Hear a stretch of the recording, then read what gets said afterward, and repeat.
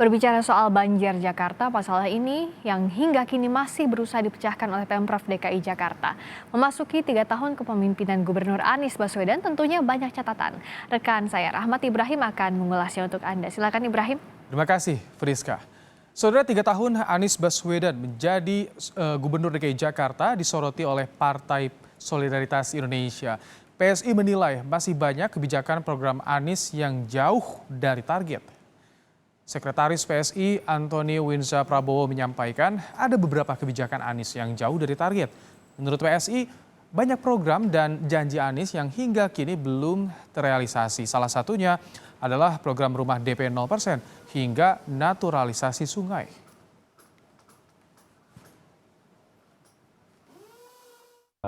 Masa jabatan Pak Anies yang sudah mencapai 3 tahun dari total 5 tahun, artinya beliau sudah 60% menuju 5 tahun, maka ekspektasi kami harusnya beliau juga sudah harus ada pencapaian minimal 60% dari target. Kan dia sudah 60% berarti 60% targetnya juga sudah harus tercapai. Target seperti apa? Target yang pada waktu beliau kampanye.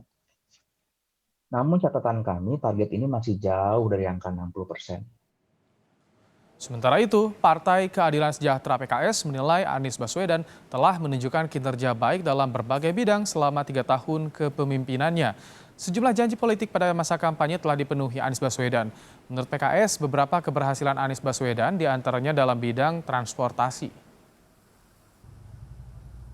Memandang bahwa apa yang sudah dijanjikan pada pemilu lalu dengan 23 janji untuk warga DKI Jakarta, alhamdulillah dengan kerja yang begitu serius dan sungguh-sungguh, kami melihat bahwa hasil kerjanya betul-betul nyata. Dari 23 janji itu memang kita patut untuk memberikan apresiasi. Di antaranya masalah transportasi umum, ya, yang secara integrasi dengan Jaklingko-nya ini alhamdulillah sudah berjalan. Saudara, setidaknya ada 10 catatan yang diberikan oleh PSI di 3 tahun kepemimpinan Gubernur DKI Jakarta Anies Baswedan. Kami rangkumkan untuk Anda beberapa di antaranya. Yang pertama soal pembahasan anggaran terlambat dan juga transparansi buruk. Kemudian ada juga soal ketidakjelasan prioritas anggaran yang juga dijadi sorotan terutama di saat seperti ini, yakni normalisasi Sungai Mandek selama 3 tahun dan realisasi naturalisasi sungai 0%. Kemudian realisasi program rumah DP 0% hanya 0,26%. Kemudian juga ada mandeknya penyusunan perda-perda tata ruang, termasuk yang mengatur pulau reklamasi. Dan saudara, terkait catatan 3 tahun kepemimpinan Anies Baswedan di Jakarta akan dibahas oleh rekan Friska Clarissa. Silakan Friska. Terima kasih Ibrahim, kita akan bahas dengan sejumlah narasumber terkait catatan 3 tahun kepemimpinan Anies Baswedan. Sudah bergabung melalui sambungan Zoom anggota DPRD DKI Jakarta fraksi PSI William Aditya Sarana dan anggota DPRD DKI Jakarta fraksi PKS Ahmad Yani. Selamat sore Mas William juga Pak Ahmad Yani. Selamat sore. Assalamualaikum warahmatullahi wabarakatuh. Waalaikumsalam warahmatullahi wabarakatuh. Saya ke Mas William dulu. 10 catatan dari PSI ini based on data dan selama ini sudahkah disampaikan kritiknya ke Pak Anies langsung? Ya, kami melihat bahwa ada 10 kemunduran yang menjadi catatan dari fraksi PSI selama 3 tahun kepemimpinan dari Pak Anies Baswedan. Yang menurut saya kita bahas 3 hal saja. Yang pertama, misalnya soal air bersih. Air bersih ini nanti tahun 2023 akan ada handover dari Aitra Palija kepada negara, kepada Pemprov DKI Jakarta. Nah ini sampai sekarang belum ada reevaluasi aset, menghitung aset-aset yang dimiliki oleh Aitra dan Palija agar nantinya diserahkan kepada negara. Nah ini PMD-nya sangat kecil, air bersih. Ini kita pertanyakan komitmen dari Pak Anies dalam penyediaan air bersih di Jakarta. Yang kedua tentunya soal transparansi anggaran misalnya, yang dimana di tahap perencanaan sekarang seperti ini belum dipublikasikan di apbdjakarta.go.id. Hal itu penting agar masyarakat bisa menilai uangnya mau diapakan, uangnya akan dibelanjakan untuk apa. Yang terakhir misalnya kami mempertanyakan lagi soal komitmen fee Formula E sebesar 560 miliar yang sampai sekarang tampak tidak jelas apakah uang tersebut bisa dikembalikan atau tidak. Karena itu adalah uang yang cukup besar, sedangkan kita dalam masa pandemi COVID-19 seperti ini, kami merasa uang segitu besar harusnya bisa digunakan kembali untuk recovery ekonomi dari pandemi COVID-19. Oke. Jadi itu 3 di antara 10-nya. Ya. Kritik ini sudah disampaikan langsung ke Pak Anies belum selama 3 tahun ini, selama berjalan pemerintahannya? Ya tentu kami sampaikan dalam rapat-rapat komisi berkaitan dengan bidangnya masing-masing. Misalnya tadi soal Formula E, ini kan sudah menjadi concern bukan hanya dari fraksi PSI, tapi di seluruh anggota DPRD di Komisi E, mayoritas ingin agar Formula E itu ditarik gitu ya, uang komitmen fee-nya. Karena kami melihat bahwa tidak mungkin lagi melaksanakan Formula E itu pada tahun ini. Oke. Dan walaupun tahun depan, menurut saya fokus anggaran harus kepada pemulihan ekonomi. Oke, nah saya tanyakan ke Pak Ahmad Yani, ada 10 kritik dari PSI, salah satunya kita bahas soal transparansi anggaran. Selama ini PKS melihatnya itukah yang tidak direspons oleh Pemprov DKI dan betulkah data-data yang disampaikan PSI tadi? Saya kira tentang masalah transparansi anggaran ini, bahwa memang ini kan setiap anggaran penyusunannya ini kan antara eksekutif dengan DPRD. Ya. Okay. Saya kira melalui rapat-rapat pembahasan itu dari pihak eksekutif memberikan penjelasan. Ya, memberikan penjelasan. Saya kira sudah cukup transparan apa yang disampaikan oleh pihak eksekutif ya. Kenapa? Karena pembahasan anggaran bersama antara eksekutif dengan DPRD. Nah, bagi pihak-pihak yang memang belum merasa mendapatkan informasi, saya kira itu kesempatan yang sangat baik di dalam pembahasan anggaran untuk ditanyakan. Oke. Nah, problemnya tadi katanya kenapa tidak dipublish di websitenya apbd.jakarta.go.id? Pak Ahmad Yani.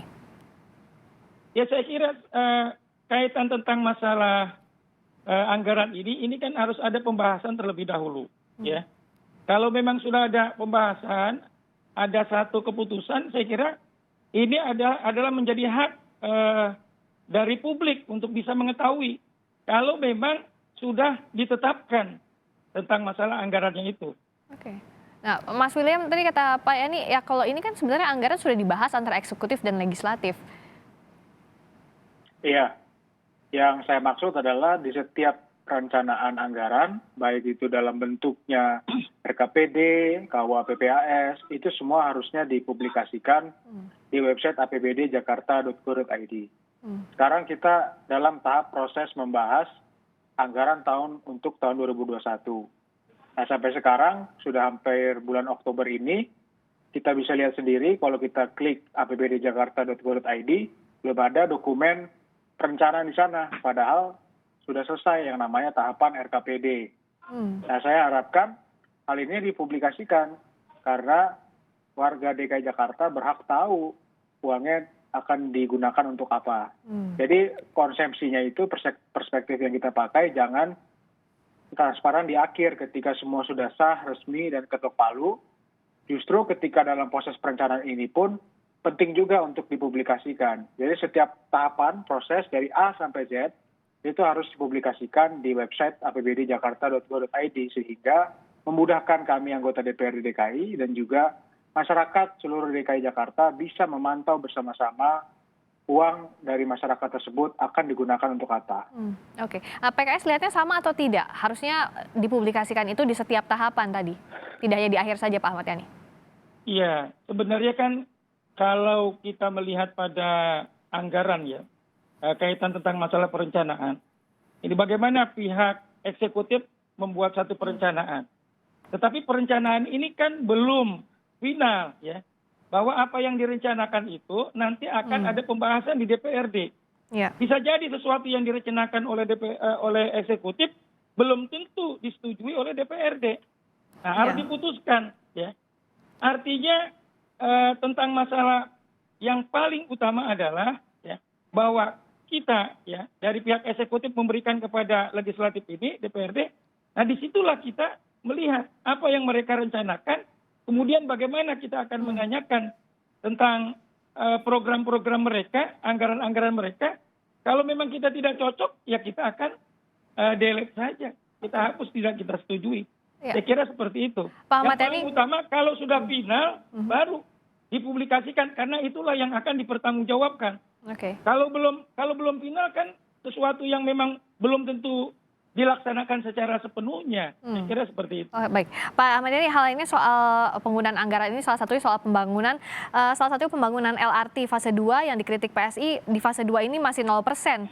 Menurut RPJMD harusnya sudah dimulai. Nah ini PKS melontarkan kritik yang sama atau melihat ini masih on the track? Ya saya kira ini masih on the track ya. Karena?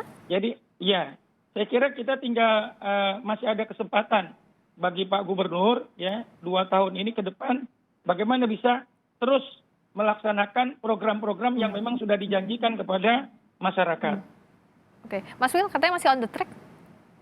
Ya, kami melihat bahwa LRT fase 2 ini memiliki dasar hukum yang cukup kuat, yaitu pertama itu masuk dalam RPJMD kita, lalu diatur juga dalam Peraturan Presiden Nomor 55 tahun 2018 tentang Rencana Induk Transportasi Jabodetabek tahun 2018-2029 dan Perpres Nomor 56 tahun 2018 tentang proyek strategis nasional. Nah, kita lihat bahwa LRT pada fase pertama itu sudah dimulai tahun 2016 hingga awal 2019.